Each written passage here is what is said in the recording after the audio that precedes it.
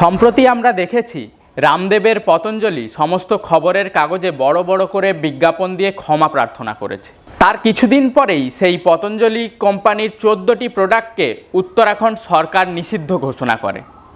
তাহলে কি আবারও কোনো এক প্রতারণার শিকার আমরা? আজকের ভিডিওতে আমরা দেখে নেব এই রামদেব মুখোশের আড়ালে কি চলেছে এতদিন ধরে। এই রামদেব বাবার উত্থান আস্থা নামক এক চ্যানেলে যোগব্যায়াম শিক্ষার অনুষ্ঠানের মধ্য দিয়ে তার টোটকায় বহু মানুষ ভরসা করতে থাকেন। ক্রমে রামদেব জনপ্রিয় হয়ে ওঠেন এবং আস্থা চ্যানেল প্রতিষ্ঠিত হয়। প্রাচীন চিকিৎসা ব্যবস্থা আধুনিক করে তিনি প্রয়োগ করছেন এবং তা দিয়ে মানুষের জীবনে মিরাকেল এনে দিচ্ছেন, এই দাবি প্রচার করতে থাকেন তিনি। এভাবেই তার জনপ্রিয়তা ক্রমে বাড়তে থাকে এবং আস্থা চ্যানেলও প্রতিষ্ঠিত হয়ে ওঠে। পতঞ্জলির ইতিহাস আরও কিছু বছর আগের। 1995 সালে রামদেবের এক সাগরেদ বালাকৃষ্ণ দিব্য ফার্মেসি নামে একটি আয়ুর্বেদিক ওষুধের কোম্পানি খুলেছিল।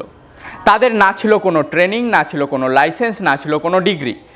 তারপরও নানান ঘুরপথে তারা লাইসেন্স জোগাড় করে। এই দিব্য ফার্মেসিরই পরবর্তীতে নাম হয় পতঞ্জলি। ততদিনে রামদেব আস্থা চ্যানেলটি পুরোপুরি কিনে নেন। সেখানে তার যোগব্যায়াম শিক্ষার পাশাপাশি চলতে থাকে পতঞ্জলি প্রোডাক্টের বিজ্ঞাপন এবং এভাবেই ক্রমে ফুলে ফেঁপে ওঠে তাদের সম্পত্তি। 2014 সালে নরেন্দ্র মোদী সরকার ক্ষমতায় আসার পর পতঞ্জলির ব্যবসা হঠাৎ ফুলে ফেঁপে ওঠে।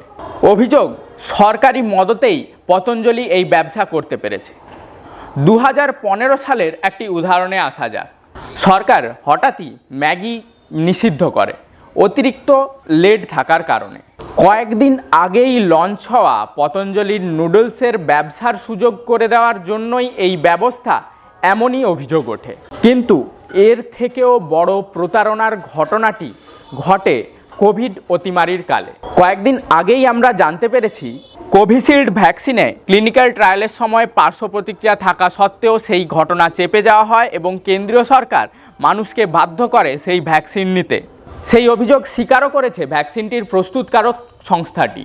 কিন্তু এর থেকেও লজ্জাকর এক প্রতারণার ঘটনার উদাহরণ আমাদের সামনে আছে। তখনও বাজারে কোনো কোভিড ভ্যাকসিন আসেনি। পতঞ্জলি বাজারে নিয়ে আসে করোনিল।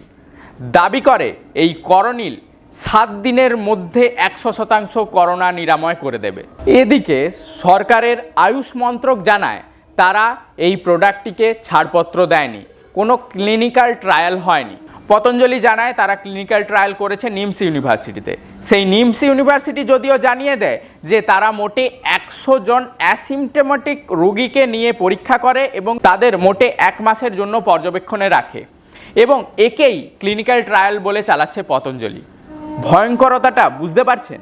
কিন্তু এসবের পরেও রামদেব ও পতঞ্জলিকে ঠেকায় কে? স্বয়ং কেন্দ্রীয় স্বাস্থ্যমন্ত্রী হর্ষবর্ধন এবং কেন্দ্রীয় মন্ত্রী নীতিন গডকরি রামদেবকে সাথে নিয়ে করোনিলের প্রচার করতে থাকেন। আর সাথে গদি মিডিয়া তো আছেই। তারা পতঞ্জলি এবং কেন্দ্রীয় সরকারের কাছ থেকে কোটি কোটি টাকা খেয়ে করোনিলের নামে প্রচার করতে থাকে। এভাবেই প্রায় 4 মাসে প্রায় 250 কোটি টাকার ব্যবসা করে ফেলে করোনিল। এবার আসি সুপ্রিম কোর্টে পতঞ্জলির থাপ্পড় খাওয়ার ঘটনায়। বহুদিন ধরেই পতঞ্জলির বিরুদ্ধে অভিযোগ মিথ্যে ভুয়ো বিজ্ঞাপনের মাধ্যমে প্রোডাক্ট বিক্রি করার। Advertising standards council of India পতঞ্জলির 33টি বিজ্ঞাপনের তদন্ত করে দেখে তাদের 25টি বিজ্ঞাপনের দাবি মিথ্যে এবং ভুয়ো।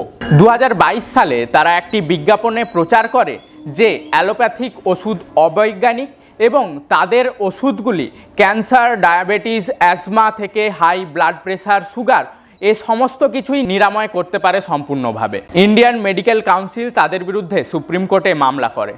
সুপ্রিম কোর্ট নির্দেশ দেয় পতঞ্জলিকে সমস্ত বিজ্ঞাপন বন্ধ করতে হবে, কিন্তু তারা তারপরও তাদের বিজ্ঞাপন বন্ধ করেনি এবং প্রেস কনফারেন্স করে রামদেব প্রচার করেন যে সুপ্রিম কোর্ট মিথ্যে বলছে। এরপর তার বিরুদ্ধে সুপ্রিম কোর্ট অবমাননার অভিযোগ আসে। অবশেষে নিজেদের কথা ঢোক গিলেই সুপ্রিম কোর্টে গিয়ে নিঃশর্ত ক্ষমা চাইতে বাধ্য হয় রামদেব ও বালাকৃষ্ণ। কিন্তু প্রশ্ন উঠছে এতদিন পর কেন? এতদিন লেগে গেল সুপ্রিম কোর্টের ব্যবস্থা নিতে। আজ পতঞ্জলির ব্যবসা প্রায় 50,000 কোটি টাকার। যেভাবে নীরব মোদী, বিজয় মাল্য, মেহুল চোকসি, প্রজ্জ্বল রেবন্নাদের বিরুদ্ধে অভিযোগ আসার পর তারা বিদেশে চালান হয়ে যান, সেভাবে কেন্দ্রীয় বিজেপি সরকার রামদেবকেও সেই ব্যবস্থা করে দেবেন না, এমন গ্যারেন্টি কোথায়? প্রাচীন যুগ থেকে ভারতবর্ষের জীববিদ্যা ও চিকিৎসা শাস্ত্রের যে সমৃদ্ধ গবেষণার ইতিহাস আছে তাকে বিকৃত করে যখন রামদেবরা দাবি করে আধুনিক চিকিৎসা ব্যবস্থা ভ্রান্ত, সবই নাকি বেদে আছে, শাস্ত্রে আছে এবং প্রাচীন মুনি ঋষিদের জীবনচারণের মধ্যেই তার সমাধান রয়েছে, তখন সন্দেহ করাই উচিত। আসলে বহু মানুষ প্রাথমিকভাবে এই প্রচারে প্রভাবিত হয়ে পড়েন আধুনিক চিকিৎসা ব্যবস্থার অসারতার কারণে।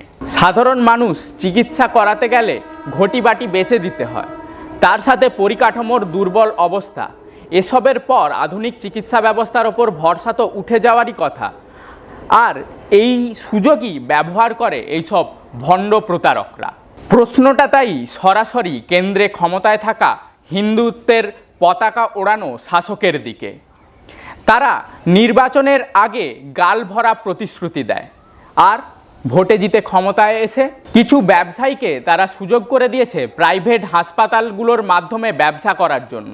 সরকারি পরিকাঠামো ইচ্ছে করে দুর্বল করে রাখা হয়, আর ইলেকট্রাল বন্ডের নামে ওষুধ কোম্পানিগুলোর থেকে কোটি কোটি টাকা ঘুষ নিয়ে তাদের আকাশ ছোঁয়া দাম বাড়ানোর সুযোগ করে দেওয়া হচ্ছে। আর এসবের পর সাধারণ মানুষ যখন বীতশ্রদ্ধ হয়ে পড়ে, তখন হাজির হন এইসব রামদেব সাধগুরুরা। হিন্দুদের পুনর্জাগরণের নাম করে এইসব ভণ্ড জিনিসকে আয়ুর্বেদের আধুনিক সংস্করণ বলে দাবি করে। অতীত, বর্তমান, কুসংস্কার, বিজ্ঞান, হিন্দুত্ব, মুনাফার মিশেলে তৈরি হয় পতঞ্জলির কোটি কোটি টাকার সাম্রাজ্য। চলতে থাকে মহিলা ভক্তদের শ্লীলতাহানি এবং সুপ্রিম কোর্টকে অবমাননা। হিন্দি, হিন্দু, হিন্দুত্ব আগ্রাসনের অবিচ্ছেদ্য অংশ এইসব প্রতারকরা। আর এসব থেকে প্রকৃত লাভবান হয় কারা? ক্ষমতায় থাকা শাসক পক্ষ এবং তাদের সাগরেদ কিছু ব্যবসায়ী। আর আমরা চিরকালের প্রতারিতরা, আমরা কি এসবের পরেও চুপ থাকব, মুখ বুজে সব মেনে নেব, নাকি ঘুরে দাঁড়াতে পারবো, জোট বাঁধতে পারবো, রুখে দিতে পারবো এই সব রক্তলোলুপ পিশাচদের বিজয় রথকে? বল আমাদেরই কোর্টে। আমাদের আজকের এই ভিডিওটি আপনাদের কেমন লাগলো তা আমাদের অবশ্যই জানাবেন। আপনাদের মতামত, সমালোচনা এগুলি আমাদের পাথেয়। এখনও পর্যন্ত চ্যানেলটি যদি সাবস্ক্রাইব না করে থাকেন তাহলে অবশ্যই সাবস্ক্রাইব করুন। সাধারণভাবে এইসব ওষুধ কোম্পানিগুলির ব্যবসা এবং কেন্দ্রীয় সরকারের আঁতাত এবং তা কিভাবে মানুষকে ঠকিয়ে চলেছে তা নিয়ে আমরা আগেই একটি ভিডিও করেছি, সেই ভিডিওটির লিঙ্কটি আপনারা ডেসক্রিপশানে পেয়ে যাবেন।